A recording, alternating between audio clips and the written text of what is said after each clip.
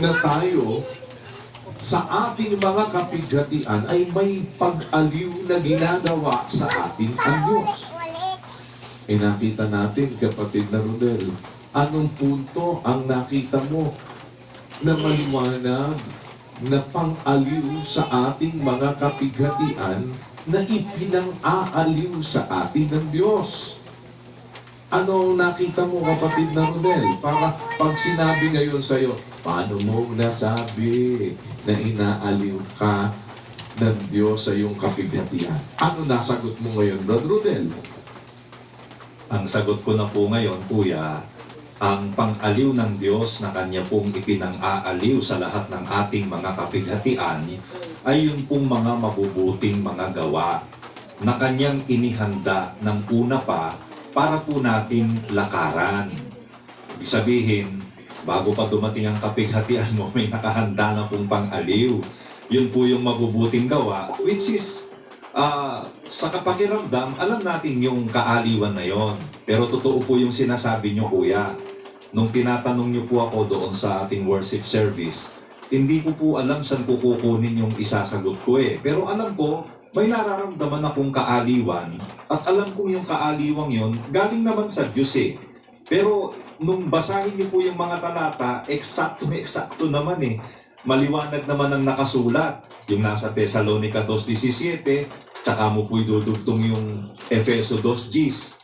Sa mahaba po nating pagtalakay, kukunin mo yung kumbaga pinaka-summary niya, aliwin nawa ang inyong puso at patibayin kayo sa bawat mabubuting gawa at salita. So yung pang-aliw ng puso, yung pong bawat mabuting gawa at salita na mga inihanda naman ng Diyos ng una upang siya nating lakaran.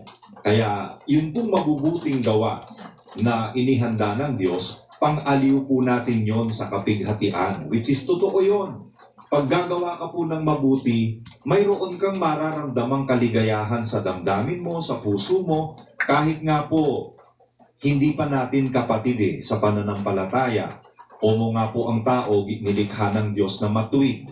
Meron pong, kumbaga, natural na kabutihan o katwirang nasa tao. Pag nakagawa po ng mabuti ang isang tao sa kanyang kapwa na nangangailangan ng tulong, nakakaramdam po sila ng kagalakan, Kuya. Yung kagalakan na yon o kaaliwan po na iyon, ang Diyos po ang naghanda nun.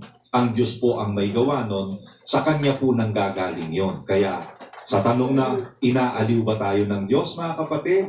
Inaaliw po niya tayo. Araw at gabi, mayroon kang pwedeng makitang kaaliwan sa pamamagitan po ng pagkaturo sa atin ng lubos ng lahat ng mabubuting gawa na inihanda ng Diyos ng una. Para tayo maaliw, tinuruan tayong lubos sa lahat ng ikaaaliw natin. Yun po ang mga gawang mabuti, Kuya. Yun po ang nakita natin na maliwanag pong katwiran nasa Biblia na nung madinig ng mga kapatid at ako, nung madinig ko, ay oo nga, ano. Ganun po, Kuya. Kaya lang pagka hindi po talaga... kapatid na Rodel, ano? Di yung mabubuting gawa upang aliwin ang wika.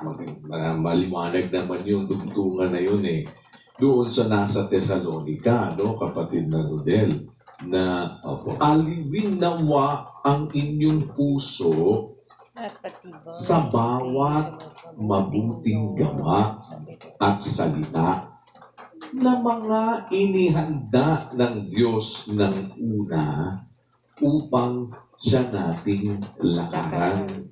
Yan, kapatid na Rodel. Pero alam mo, nasabi mo nga, hindi ba?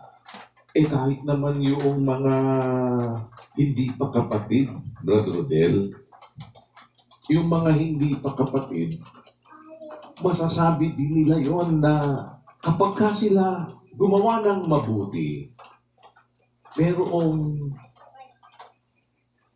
sabi ni Brad Sani, may Brad Sani, galak na hindi maipaliwanag. Mayroong nadadamang hindi maibulalas. Merong feeling ka na magaang pakiramdam mo. No? Pero kapag ka hindi tinuro ang lubos sa lahat ng gawang mabuti, hindi ma-overwhelm, kapatid na Rodel, yung kapighatian. Kapag ka ang asukal, Brad Rodel, isang kurot na asukal lang, ano? Yung maasim, pag nilagyan mo naman ng asukal. Oo nga. On one way or the other, may nalansahan kang kaunting tamis. Pero, hindi niya matatalo yung asim kapag kakaunti lang na tamis ang ilalagay mo. Hindi mo maaaring i-dilute ang isang bagay